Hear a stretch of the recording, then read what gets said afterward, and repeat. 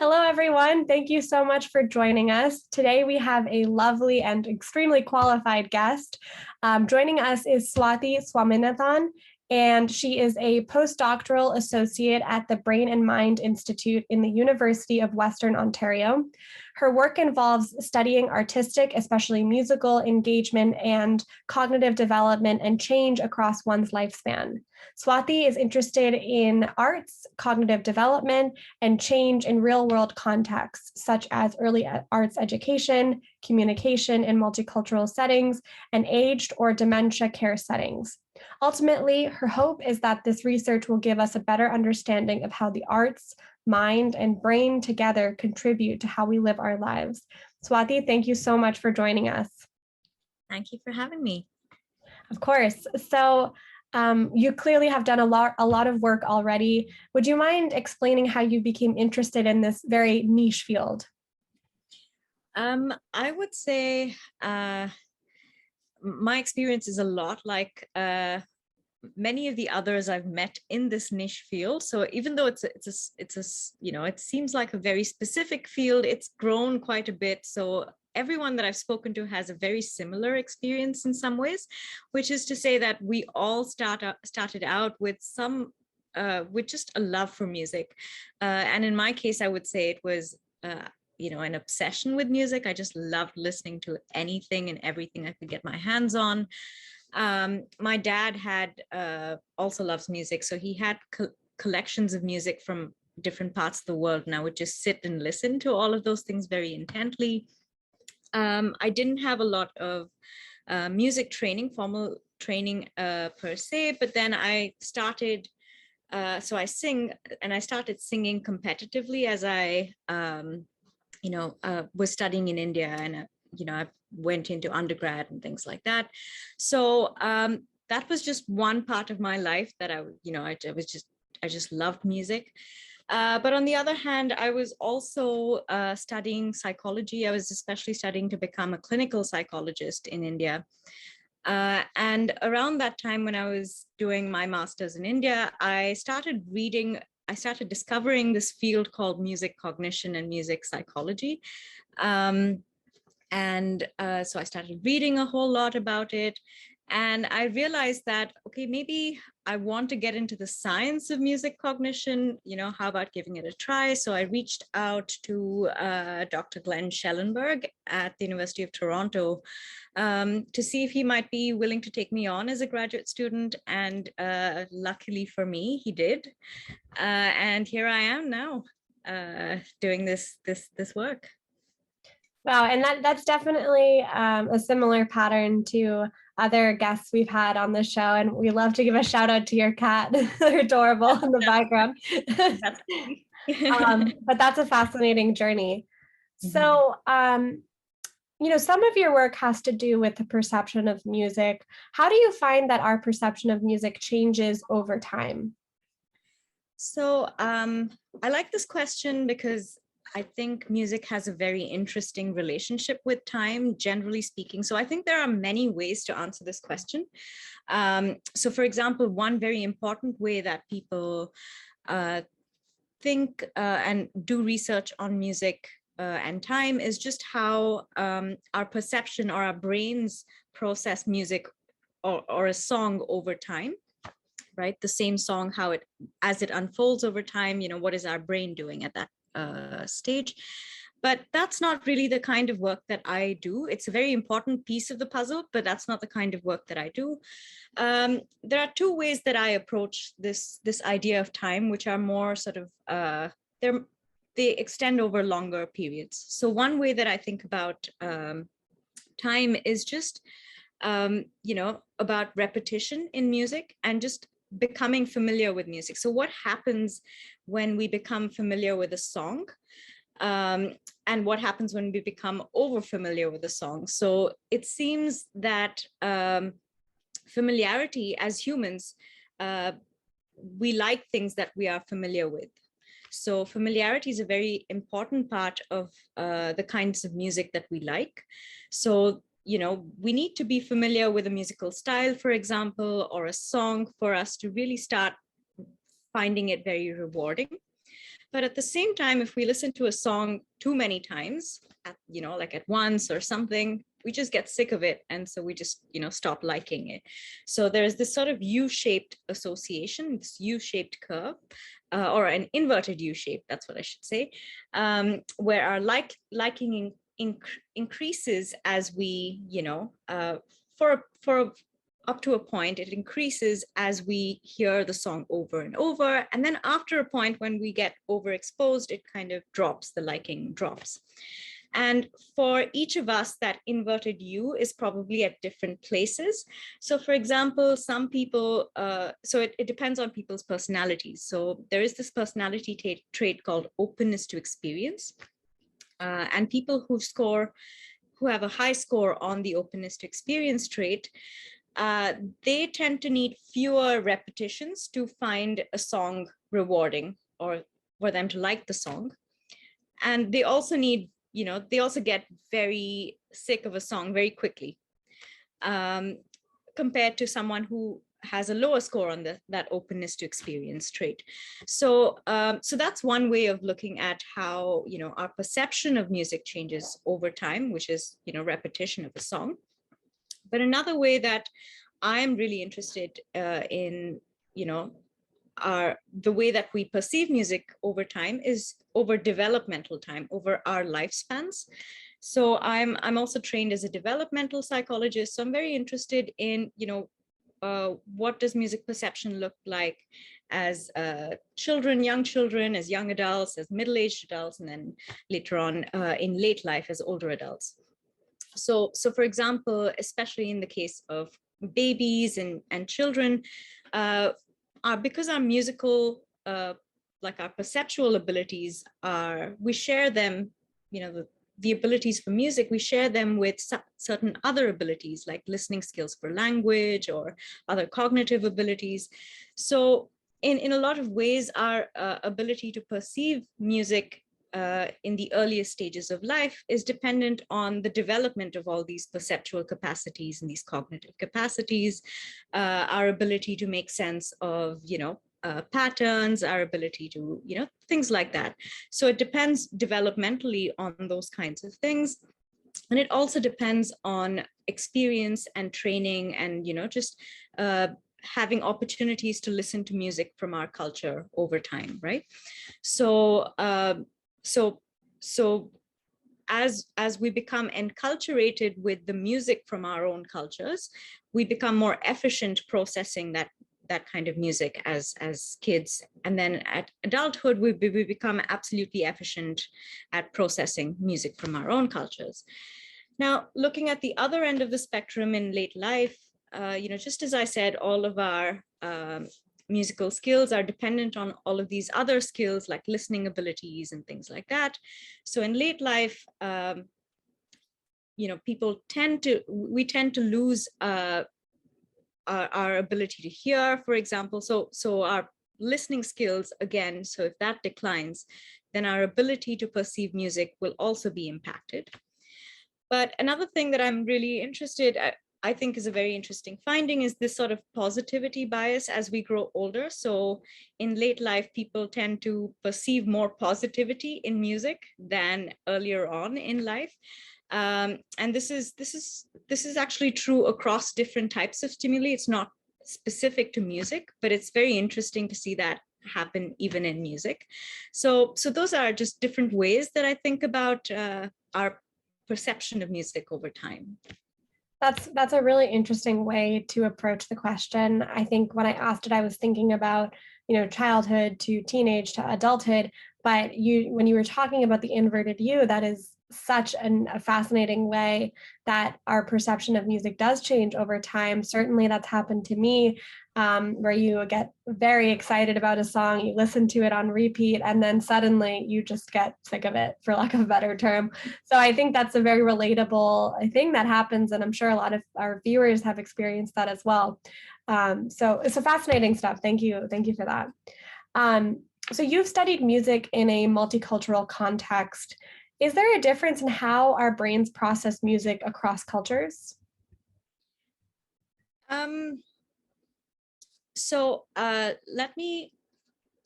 let me break this down into two things. So one has to do with processing music from, your own culture and different cultures.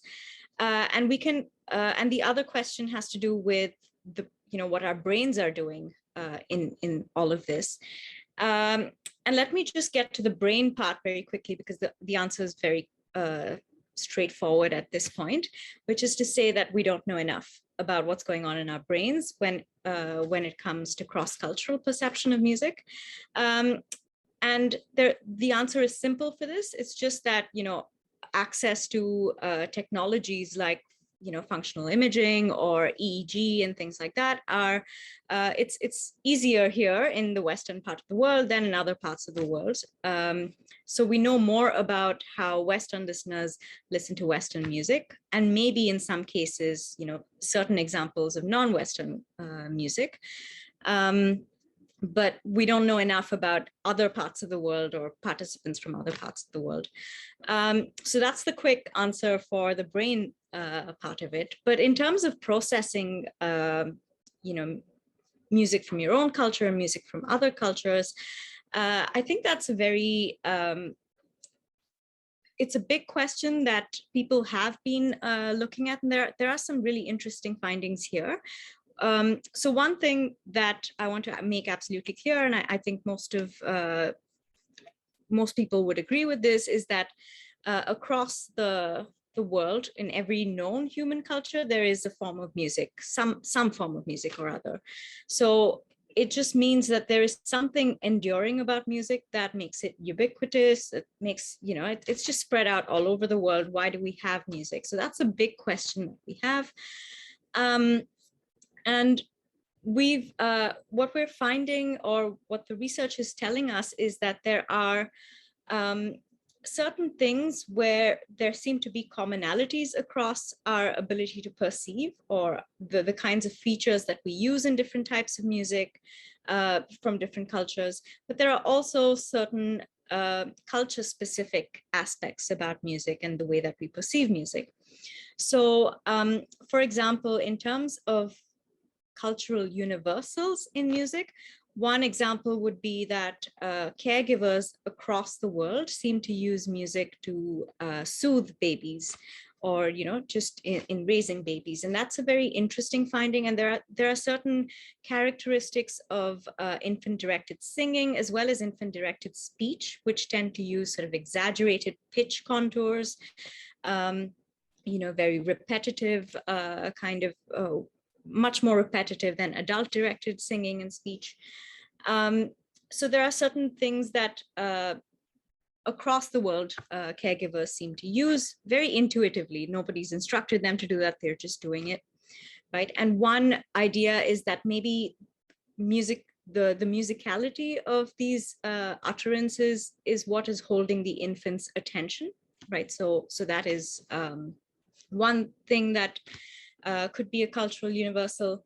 Another thing that is very interesting is that across the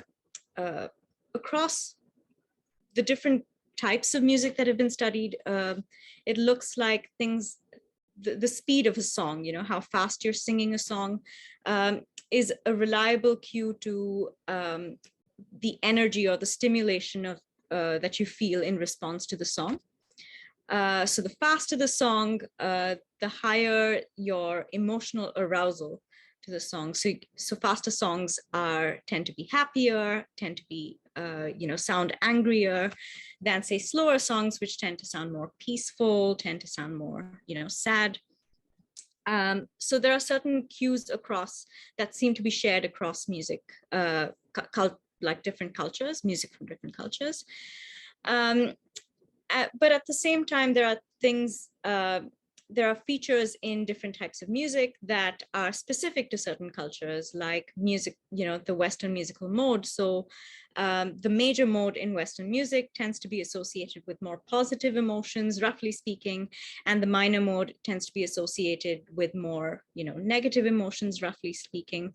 But then if you look at, say, Indian raga music, which is something that I'm also, which I study and I'm also very interested in, most modes or most ragas will probably sound minor to Western listeners, but to Indian listeners, they can probably pick out more nuances in the emotion there.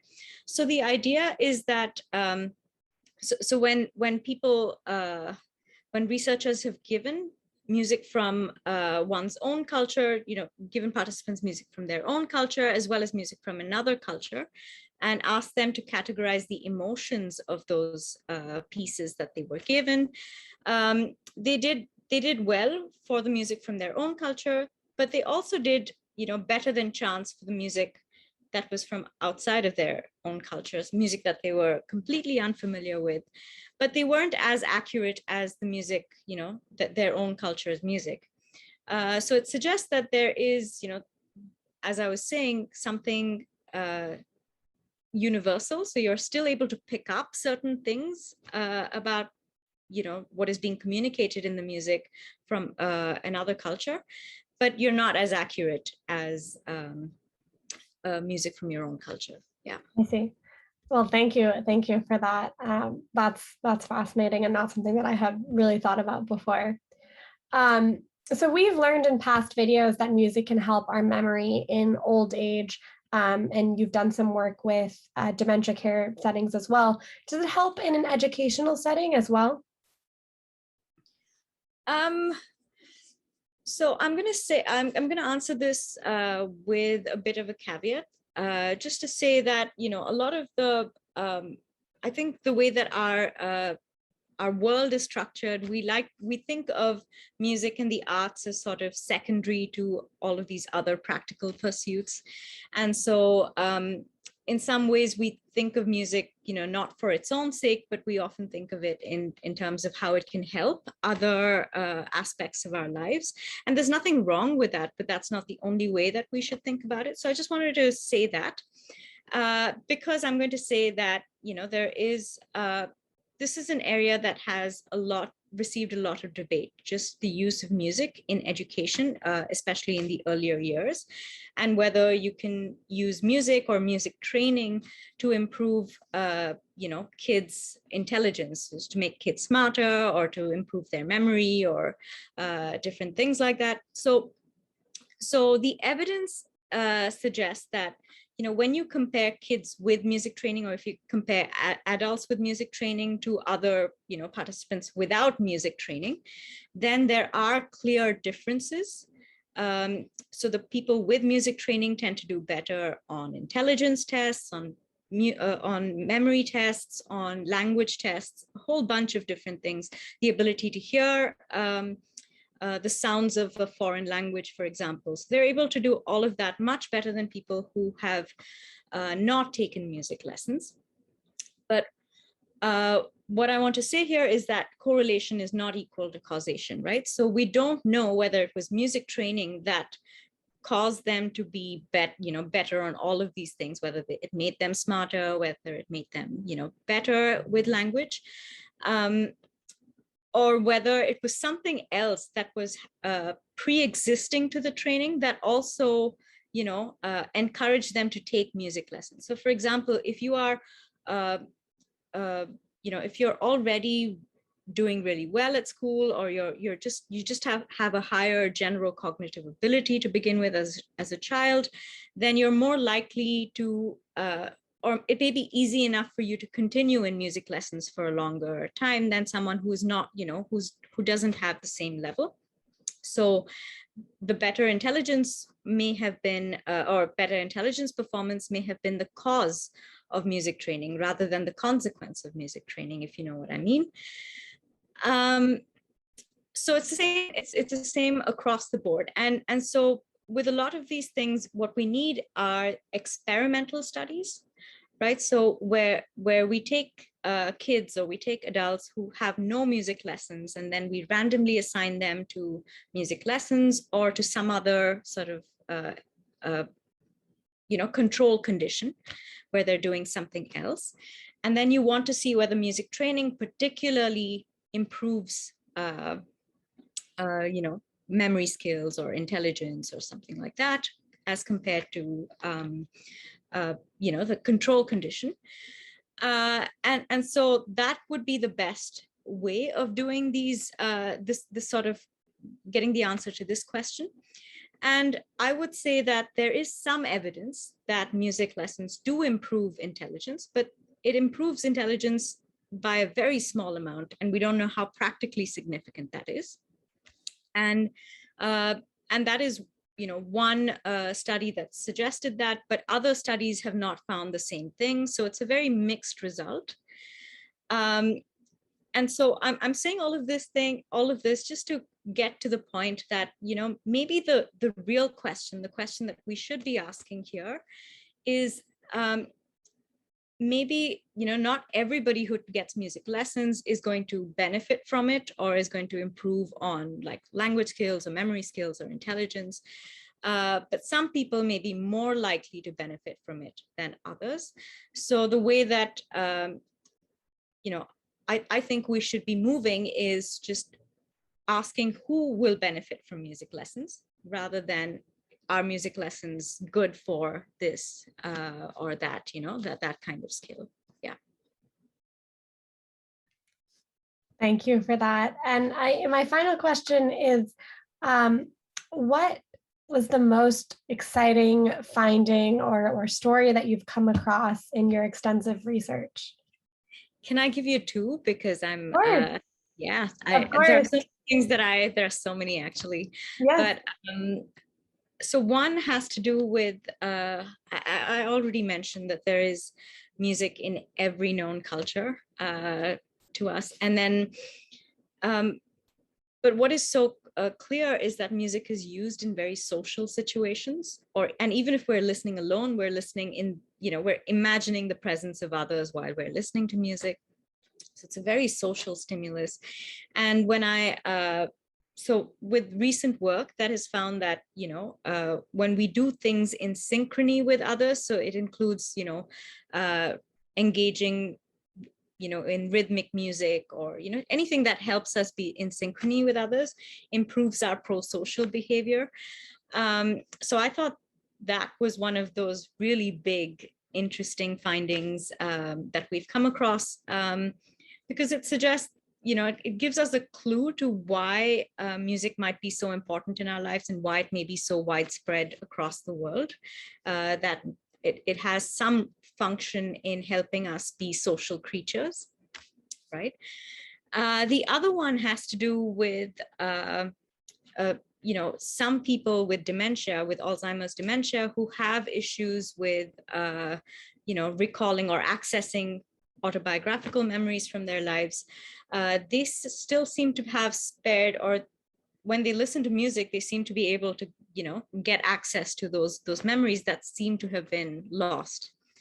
And I think that there's a lot of work to be done in that area to see what we can do about that.